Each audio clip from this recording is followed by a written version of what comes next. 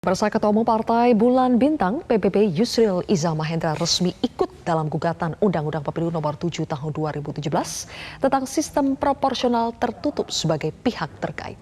Apa yang membuat Yusril sampai turun gunung menggugat sistem pemilu proporsional terbuka yang berlaku saat ini? Saya akan membahasnya bersama dengan Ketua DPP PBB Bidang Hukum Firman Syah dan juga ada pakar hukum tata negara yang bergabung bersama saya di studio, Prof. Denny Indrayana.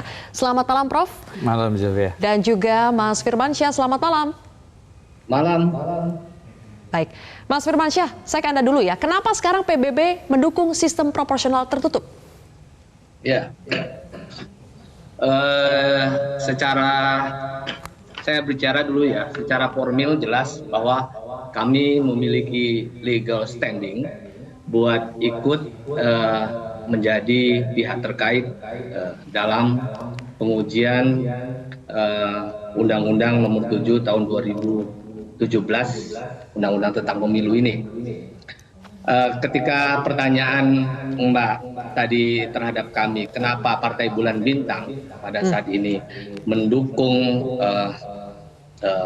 sistem pemilu dengan proporsional tertutup, dapat kami sampaikan bahwa pandangan kami sepertinya kalau melihat perkembangan saat ini hanya dengan PDIP kami dapat sepakat bahwa kami melihat bahwa sistem yang ada saat ini kan sudah ketika 2008 MK mengabulkan permohonan dengan sistem terbuka. Jadi artinya sebenarnya waktu itu permohonannya adalah 2008 itu ada beberapa pemohon yang meminta agar suara terbanyaklah yang ditunjuk menjadi calon terpilih, anggota DPR terpilih. Jadi ini membuat sistem pemilu itu menjadi terbuka sampai dengan saat ini. Jadi mulai dari 2009 sampai dengan terakhir 2019. Iya, apa masalahnya dengan sistem proporsional terbuka sehingga PBB menginginkan tertutup? Iya, terbuka dari 2009 sampai dengan 2019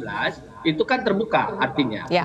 Karena dikabulkannya permohonan MK di akhir 2008. Pada saat itu kan permohonannya adalah berapa personal meminta agar suara terbanyak ketika pemilu itu ditetapkan sebagai caleg terpilih dan itu dikabulkan. Langsung ke alasan PBB kenapa menginginkan proporsional tertutup, Mas Firman? Nah, dalam perkembangannya Partai Bulan Bintang melihat bahwa setelah berlangsungnya pemilu ke pemilu dari 2009 sampai 2019 ini, kami melihat pasar ini terlalu luas dan hanya figur-figur yang memiliki uang lantas ikut dalam pencalonan di beberapa partai politik menjadi anggota dewan terpilih. Nah, sehingga kami melihat bahwa DPR yang hari ini terpilih, ya, kami melihat bahwa keterpilihannya ini hanya berdasarkan keikutan sertaannya itu ketika menjelang pemilu, kan? Nah, kami dari partai politik menganggap bahwa seharusnya kan pemilu ini kita tetap menganut bahwa kita kan memilih partai, ya kan? Oke, baik. Jadi, Mas Firman, maksud Anda adalah alasan utama sistem proporsional tertutup.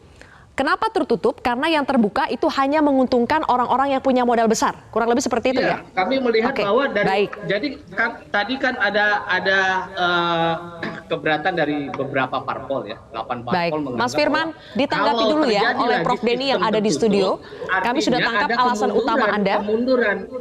Baik, kemunduran bagi demokrasi, itu yang kedua. Baik, Prof. Denny, jadi benarkah kalau kita tetap mempertahankan sistem proporsional terbuka, itu artinya itu adalah kemunduran bagi demokrasi dan hanya menguntungkan orang-orang yang punya modal besar saja?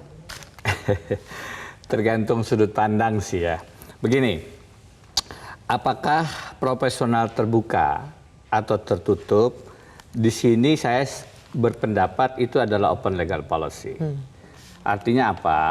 Itu adalah terkait dengan bagaimana proses legislasi pembuat undang-undang. Politik hukumnya seperti apa? Presiden dan DPR. Karena di Undang-Undang Dasar tidak ada secara tekstual apapun secara makna yang lain menunjukkan harus terbuka atau harus tertutup. Itu dulu. Oke, dengan kata lain mau itu terbuka, tertutup, setengah terbuka, semuanya konstitusional. Menurut saya ini adalah open legal policy. Dua-duanya tergantung bagaimana politik hukum pembuat undang-undang. Itu yang pertama. Namun kalau kita dihadapkan pada misalnya ini yang paling banyak uang yang menang, persoalannya justru betul di situ. Baik proporsional terbuka maupun tertutup sama saja. Jadi persoalannya bukan apakah memilih proporsional tertutup atau terbuka, tapi bagaimana kita menghilangkan, melawan, membasmi praktek politik uang.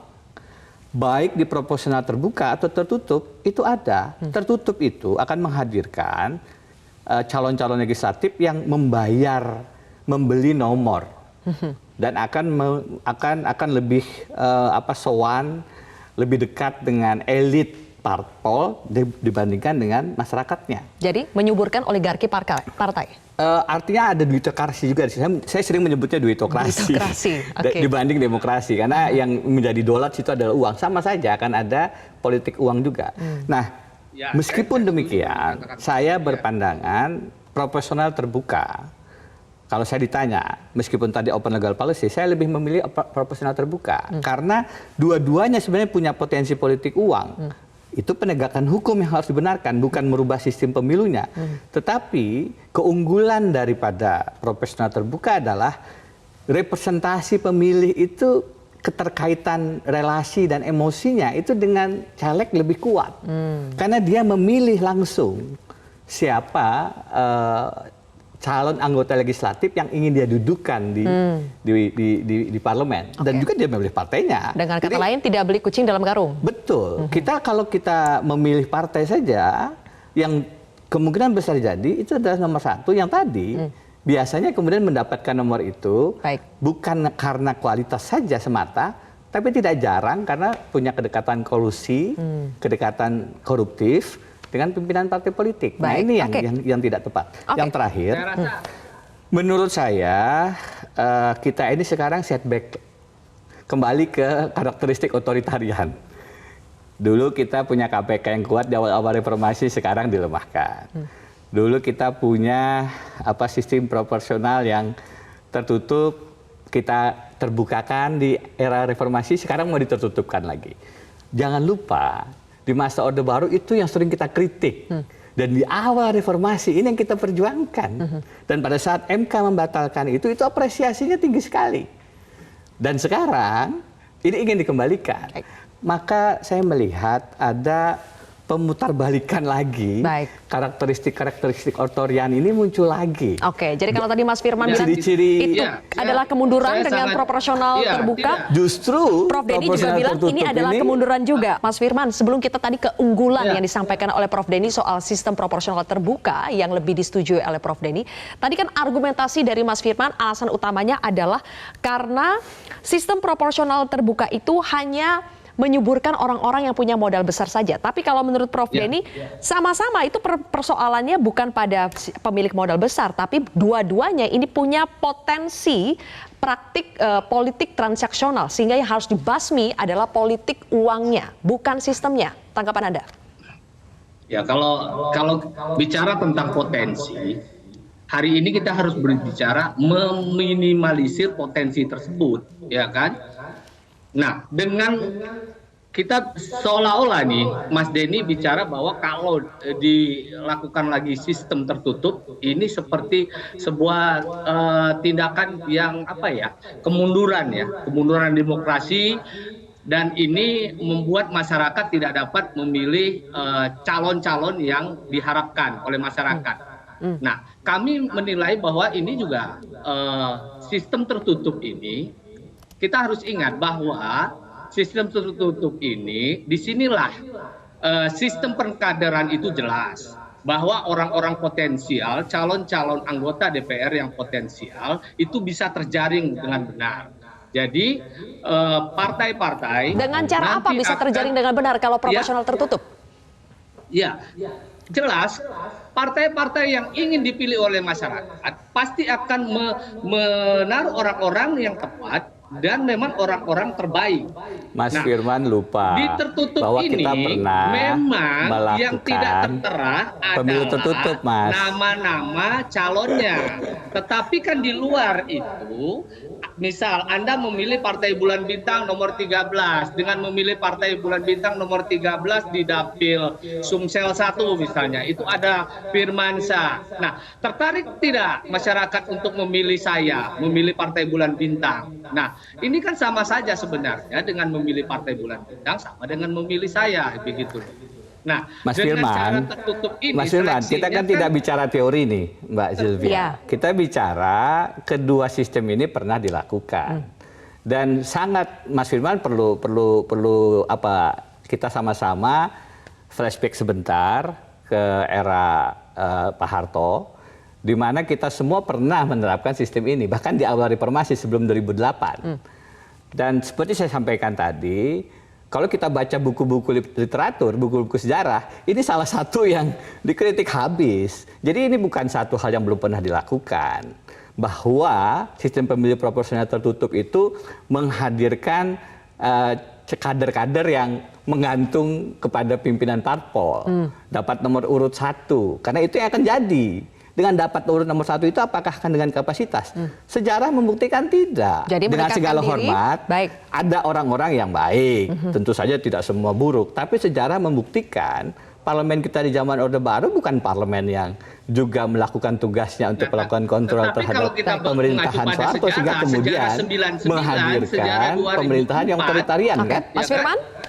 Ya, sejarah 99 dan 2004, sejarahnya coba kita lihat parlemen 99, parlemen 2004, bagaimana kualitasnya dengan parlemen saat ini? Berapa banyak undang-undang yang sudah diterbitkan? Ya kan? Di sana kita lihat anggota dewan di tahun 99, di tahun 2004, saya rasa lebih berkualitas. Itu dengan sistem tertutup pada saat itu. Jadi kita kalau bicara sejarah, jangan bicara tentang Orde Baru. Kita di era reformasi juga pernah mengalami sistem pemilu. Ini poinnya sudah kepada kualitas anggota legislatif yang dihasilkan. Supaya tuntas ya, Mbak Firman ya. Supaya tuntas. Terbuka sudah 3 pemilu ini itu pada saat mendekati pemilu, orang yang bermodal langsung mendaftarkan diri menjadi caleg di partai manapun juga, ya kan? Lantas terpilih dengan money politik. Nah, untuk menekan supaya tidak terjadi money politik. Prof. Denny, silakan. Terakhir. Money politik seperti saya katakan tadi, yang namanya proporsional terbuka juga akan ada. Jadi yang penting bukan proporsional terbuka tertutupnya, penegakan hukum pemilunya. Itu yang sudah saya katakan tadi. Yang kedua, tidak fair untuk membandingkan pemilu tertutup di awal reformasi. Justru kita harus melihatnya pada jangka yang lebih panjang di Orde Baru. Awal reformasi itu bukan proporsional tertutupnya yang menyebabkan ada calon-calon yang bagus dan kemudian menjadi anggota parlemen yang baik, tapi sistem reformasi secara keseluruhannya. Karena kita masih mempunyai KPK di awal-awal itu tahun 2002, semangat reformasi itu yang kemudian membawa kepada kalaupun ingin dikatakan kualitas. Tetapi sekarang yang terjadi KPK-nya sudah dilumpuhkan, ya. Dan Mahkamah Konstitusinya pun saya tidak yakin ini setelah ditariknya Pak Hakim Aswanto bagaimana. Saya khawatir, tentu dengan segala hormat kepada hakim-hakim konstitusi, saya khawatir sekarang penegakan hukum ini termasuk di KPK, termasuk di Mahkamah Konstitusi, itu hanya menjadi strategi pemenangan pemilu 2024. Saya rasa Mas Denny tidak fokus ke ini kita ini. Saya selesaikan dulu, Mas Firman. Menurut saya, kalau ini belum pernah dilakukan sebelumnya, ya bisalah kita ini melakukan uji coba. Kita ini terlalu sering uji coba. Tetapi ini sudah dilakukan. Dan sejarah Anda, yang tertutup itu tidak lebih baik dari yang sekarang? Tidak. Oke, malah lebih buruk. Baik. Iya, tidak ada relasi yang kuat dibangun antara pemilih dengan calegnya. Oke. Kalau sekarang relasinya ada uang, itu penegakan hukumnya yang harus diefektifkan. Oke, Mas Firman, 2 poin. 1, kalau persoalan politik uang, justru penegakan hukumnya yang harus dikedepankan. Dan yang kedua, sistem proporsional tertutup itu akan menyuburkan hubungan caleg dengan elit partai, bukan caleg dengan pemilih. Bagaimana tanggapan Anda? Sangat tidak setuju saya dengan pendapat itu. Jadi yang jelas hari ini pengurus-pengurus partai ya ini pengkaderan sangat baik dilakukan di partai kami. Jadi dengan sistem tertutup itu memberikan kesempatan kepada masyarakat untuk dapat memilih calon-calon anggota DPR yang berkualitas. Nah, dengan sistem terbuka, jelas nantinya banyak orang yang kurang kualitasnya, yang bukan kader dari partai kami, tiba-tiba ikut menjadi calon anggota DPR, ya kan? Kami tidak mungkin menolak ada orang ingin mencalonkan diri menjadi anggota DPR dari partai kami. Lantas kami rekrut ikut pencalekan di partai kami. Nah, ketika pencalekan itu, nah calon-calon yang ikut di partai kami ini dengan melakukan cara-cara yang tidak benar, ya kan? Itu bisa saja terjadi di luar daripada kontrol daripada partai karena memang bukan ada kader dan belum sempat dilakukan kaderan terhadap calon-calon ini. Nah, karena dia tokoh masyarakat, dekat dengan masyarakat, atau dia memang orang banyak duit, lantas dia terpilih. Nah, sistem inilah yang kami ingin minimalisir dari pemilu ke pemilu. Kami melihat itulah yang menjadi catatan penting kami dari Partai Bulan Bintang, ingin sistem ini pemilu ke depan menggunakan sistem proporsional tertutup. Bagaimana ada soal Ya kan? relasi pemilih dengan caleg? Relasi pemilih dengan caleg yang jadinya tidak dekat relasi kalau pemilih dengan dengan proporsional caleg tertutup.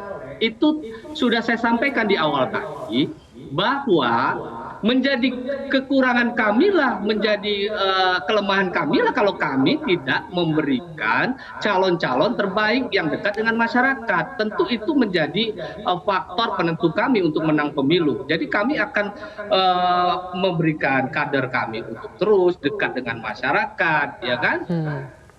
Pastilah dengan sistem tertutup ini tetap memilih partai, tapi tetap nanti adalah masyarakat juga melihat bahwa caleg yang diusung oleh partai politik ini siapa calegnya. Oke. Itu kan ada. Jadi, Gitu. Prof. Dedi, masyarakat tetap bisa Hanya melihat namanya siapa saja saja, menu-menu secara caleg yang teknis disajikan. Dan namanya tadi saja intinya tidak adalah lagi. proses rekrutmen dan kaderisasi akan lebih baik kalau proporsional tertutup. Saya tadi katakan dari awal, ini bukan uji coba yang belum pernah ada. Terbukti bahwa yang sudah kita lakukan, pemilu proporsional tertutup itu menghadirkan kader-kader yang tidak berakar ke masyarakat. Jadi sekarang kalau itu dilakukan, ya itu teorinya gitu. Prakteknya sudah kita lakukan berpuluh-puluh tahun. Jadi tadi dikatakan biar masyarakat akan memilih kader terbaik. Yang masyarakat pilih itu tidak ada lagi. Karena yang akan dipilih, ini jangan salah ya, supaya masyarakat juga paham. Yang dimaksud dengan proporsional tertutup itu tidak lagi ada nama caleg. Di surat suara. Di surat suara yang ada hanya gambar. Gambar partai. Iya, nggak ada lagi nama caleg di situ. Jadi yang kita pilih itu hanya partai politik. Bagaimana kita bisa membangun relasi dengan caleg yang kita tidak ada kalau di proporsional terbuka itu ada. Karena itu. Jadi ini jangan juga mengaburkan informasi terhadap masyarakat dengan sistem tertutup ini sangat jelek bahwa kita hanya memilih partai itu salah. Saya ingin katakan. Karena nama-nama calon itu tetap ada, tapi tidak lagi secara teknis ada di kertas suara yang akan dipilih. Ya kan? Persis. Tetapi, sehingga tidak ada kesempatan untuk memilih nama. Calon, gitu. Relasinya tentu, kalau tadi saya katakan argumentasi saya, dua-duanya punya peluang untuk melakukan politik uang, ya kan? Baik proporsional tertutup maupun terbuka, itu tidak bisa dibantah. Tapi derajatnya mana yang lebih berpeluang? Sama saja, sama saja. Karena kemudian yang terjadi adalah kepada partai itu pun tidak bisa kecil juga, jangan dikira kecil. Tetapi pendidikan politiknya kepada masyarakat yang kurang dalam proporsional tertutup satu, pendidikan politik kepada masyarakat untuk tidak salah memilih caleg. Itu hilang. Kenapa saya tidak setuju pemilihan kepala daerah itu dilakukan DPRD ataupun oleh rakyat? Dua-duanya ada potensi politik uang. Saya ditanya, mana yang lebih setuju Mas Denny? Saya bilang dua-duanya itu boleh secara konstitusi, karena berbeda dengan presiden dipilih langsung, Baik. maka kepala daerah itu dipilih secara demokratis. Oke. Yang tidak boleh adalah politik uangnya. Tetapi saya memilih dipilih langsung oleh rakyat, karena ada pendidikan politik rakyat untuk bertanggung jawab memilih. Baik. Nah ini, Oke. pada saat kita memilih caleg, kita punya relasi, itu yang tidak terbantahkan dengan pemilih proporsional Mas Firman, tertutup. jadi Nggak kalau bisa. dengan tertutup, pendidikan politik kepada masyarakat itu hilang.